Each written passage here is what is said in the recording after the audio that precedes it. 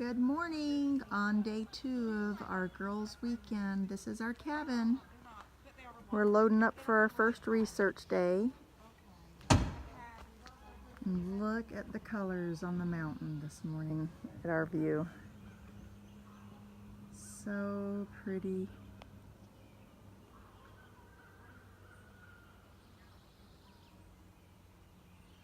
Beautiful green spring colors.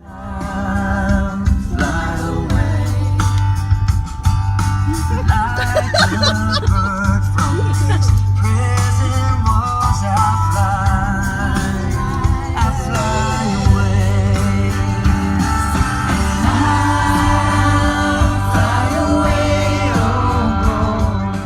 A gang, yes. But these are the reasons we were killed in the wheat field and Rules of decorum. we We got a picture of one of those. There's something that was read it in there in advance, but he helps you to know who's. Linda made us own books. Look at these. I couldn't have done it without the emojis. This is your April emoji. But tell us the story. They was hand planed. They cut the timber and carried it to the sawmill and cut the boards, and then they hand planed it. If you'll notice, the boards are not all the same, and they're just, some of them's rounded where they hand planed them. Now, when me and Patsy was staying over here and joined the church, they was 3 postage down the middle down here, and as you can see, there was one right up there, and it's all down there, and didn't have no electricity. And so the Animal Flora electric company said that they couldn't cut the right of way, but if the members of the church would cut the right of way, that they would run power up here. So the members of the church cut this right of way up here, all the way up to about where Uncle Bill and Grandpa Padgett, whichever one lived, and they run the power. So that's how we got power up here. And before that, they had Coleman gas lanterns that they pumped them up and hung them up in here for the night services. And I remember pumping one of those lanterns up, you know, and I thought I was really something. Just a kid getting to pump one of those lanterns up, you know. So what year was that? When did they get electricity down through here? About 1958. 1958. But you remember as a child pumping up the lanterns? Oh yeah, I remember that.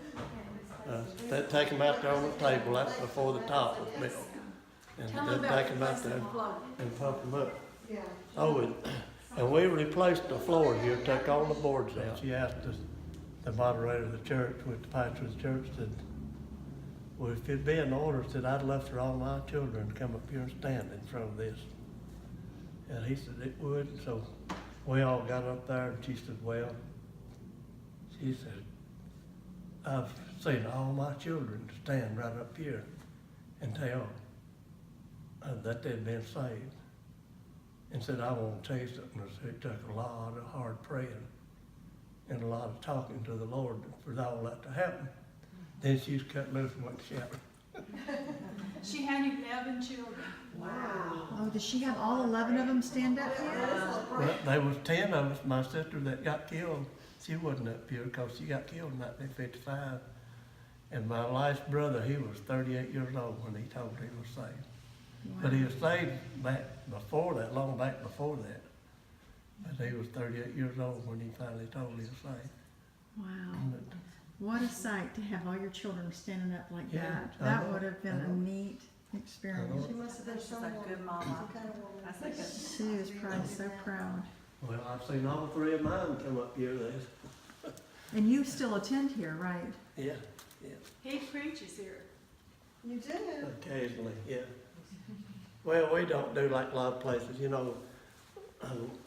The pastor of the church, he's in charge of the service. If he feels like that somebody else ought to preach besides him, well, he gives them the Bible, and they get up, read some scripture, and preach on that. And maybe there'll be another one that they'll get up too, you know, and preach. Maybe have 2 preach at one service. Do you volunteer to do that, or does he feel the Lord giving him that direction to do that? He feels like the Lord gives him that direction to do that.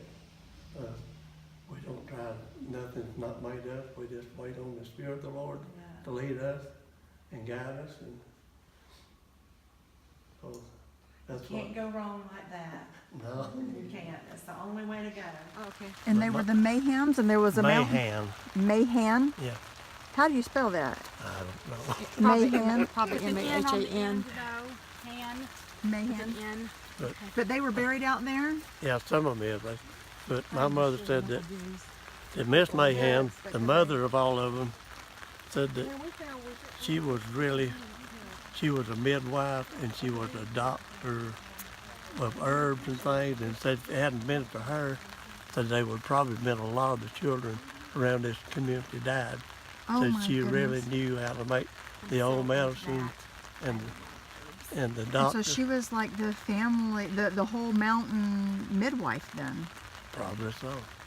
And That she would've been was me if I she lived was back then. I the love black that. lady that lived on Mayhan Mountain, that was after their last name. Yeah. And they're buried out here at Salem. Well, in the now, back? I don't know how many of them buried, but all the way out at the far end of the cemetery. So you like herbs? Yep. Do you grow I can- any herbs? I don't grow them, but I buy them. Lots So- of them. So Buck, Pat tells a story about a black lady that was a medical lady that saved her life when she was a child. Do you think that's the same person? Probably was. Now they two different. That's it. Like we got looking over there on our computer, and they got 3 or 4 different, or 5 or 6 women named the same name as my great grandma Parker was, but they had different husbands. So you don't know with the census record.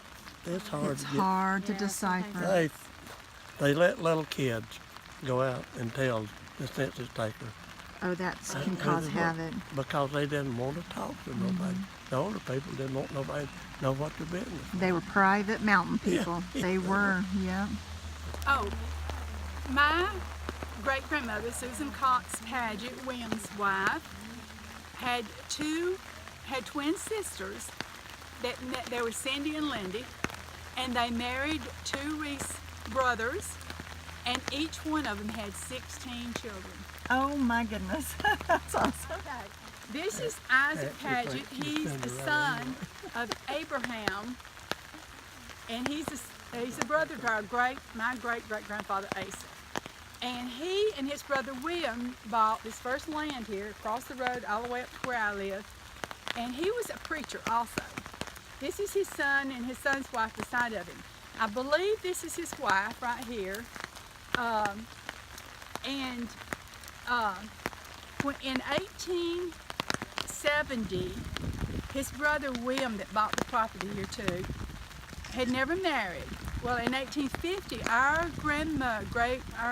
Aunt Rhoda, Abraham's wife, Rhoda, the oldest one to ever come to Georgia, she was 70 years old, I think, in 1850, and she was living with William right here on this property. Now, Abraham had been dead about 7 or 8 years. He died up in Dawson County, and I think probably buried at Yellow Creek, because that's where they were members forever. But after they left there, she took the letter from Yellow Creek, and of course, we have no way of knowing. I'm assuming she put it in Salem. They were living right here. So she died right after the 1850 census. Her daughter Didumah was always living with them too, and William and Didumah and Rhoda, the mama. And they were living right here, and then they, both Didumah and Rhoda, the mother, was gone in the 1870 census. But William was an old man living in a house with his younger brother Isaac. I think, this is just my opinion, but because they were here, I think that our great-grandmother Rhoda is buried here too, as well as Didumah and William and Isaac. I think all of those, and there possibly is another son or 2 buried here. Elisha and Nelson. Some of them I wasn't sure about, but they were right here in this county, right in this area. That was Rhoda Felton Padgett. Rhoda Felton, Rhoda married Felton, to yeah. Abraham 1760. Now, I don't have any proof of that. There's no way of ever knowing. Because they're all unmarked graves. They're all unmarked graves. But the census records and your church records that you pulled up with being received, they all bring them to this location. Well, after Abraham died, Rhoda Felton Padgett and Didumah and Isaac and all of them took their letter from Yellow Creek Church, and they had already, Isaac and William had already bought all this property right over in here, and they were living here, and they lived here 30, 40 years, the rest of their lives, they lived right here. And Rhoda Padgett and her youngest daughter, who never married, Didumah, they were living with William always, with William, and I know they were living with him for 30 years, you know. And So ever since. census records put them in the same household. Brother of Abraham. So that, right? I thought he was No, brother son of of Asa. Abraham. He's Son a of brother Abraham. of Asa. Brother of Asa. Okay. Gotcha. He's our great. Okay. So who you're describing is Isaac's, what relationship to Isaac right here? Isaac's brother, William, and his mama, Rhoda Padgett, Abraham's wife, And Didumah And- was also Isaac's sister. Isaac's sister, Didumah. And those people you believe are also buried here. I do. I think you're looking at them right here. I really do. Somewhere right in here. Because I'm pretty sure this is Isaac's wife right here.